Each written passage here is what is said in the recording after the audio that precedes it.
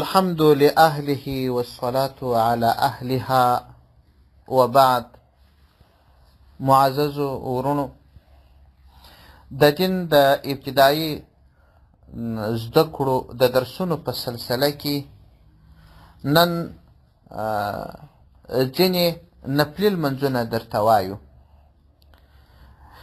چې هغه د سهار صلاة الاشراق یا د اشراق لمونځ دی،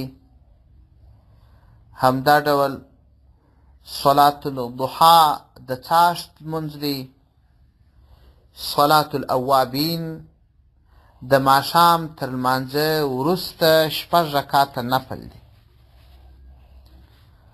صلاة الاشراق او صلاة الضحا د اشراق لمونځ او د څاښت لمونځ. د دې دواړو لمونځو په اړه روایتونه راغلي دي. یو روایت کې راځي پیغمبر صلی الله علیه وسلم فرمایي: من صلى الفجر في جماعة ثم قعد يذكر الله حتى تطلع الشمس ثم صلى ركعتين كانت له كأجر حجة وعمرة تامة. یو څوک که د سهار لمونځ په جماعت ادا کړي او بیا پر هغه ځای باندې کښیني د الله ذکر تر هغه وخته کوي تر څو چې لمر راخیژي.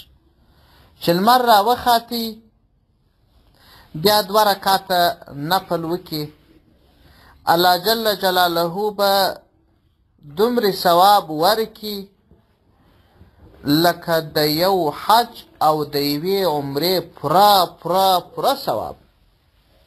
دا د پیغمبر صلی الله علیه وسلم هدایت.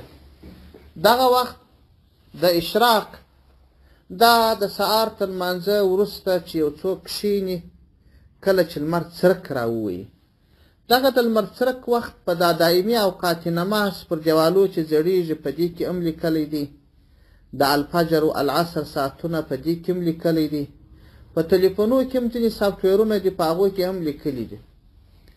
نو دا د اشراق وخت چې ایښولی دی تر هغه 15 دقیقې وروسته دغه نفل کېږي.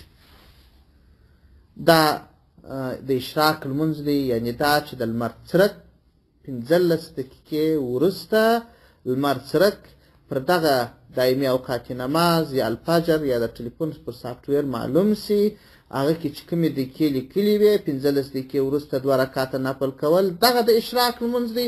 او دغه روایت کې چې دغه فضیلت راغلی دی چې د یو حج او د عمرې ثواب لري، همدا لمونځ دی. دوهم لمونځ چې د څاښت لمونځ یا صلاة الضحا ده، په دې اړه باندې هم روایات راغلي دي. یو روایت چې مسلم شریف را نقل کړی دی او روایت کوونکی ابي ذر رضی الله عنه دی، دی مبارک فرمایي: قال رسول الله صلى الله عليه وسلم: يصبح على كل سلامة من أحدكم صدقة، فكل تسبيحة صدقة، وكل تحميدة صدقة، وكل تهليلة صدقة، وكل تكبيرة صدقة، وأمر بالمعروف صدقة، ونهي عن المنكر صدقة، ويجزئ من ذلك ركعتان يركعها من الضحى. پیغمبر علیه السلام فرمایي: وای د انسان په وجود کې چې کوم پلې رګونه الله ورکړي دي، پر دې هر رګ او پر هره پوله باندې پر ده باندې یوه صدقه شته چې د دې صدقه به کوي. نو اوس د انسان په وجود کې چې څومره رګونه او پولې دي، د دې هر یوه په مقابل کې یو سړی صدقه کوي، دا خو ګران کار دی. پیغمبر علیه السلام لار ښولې ده، وایي دا لازمي نه ده چې ته به خامخا پیسې ورکوې، که دې یو وار الحمدلله وویل دا هم صدقه ده، که دې یو وار لا اله الا الله وویل دا هم صدقه ده، که دې یو وار الله اکبر ووایه دا هم صدقه ده. او که دې څوک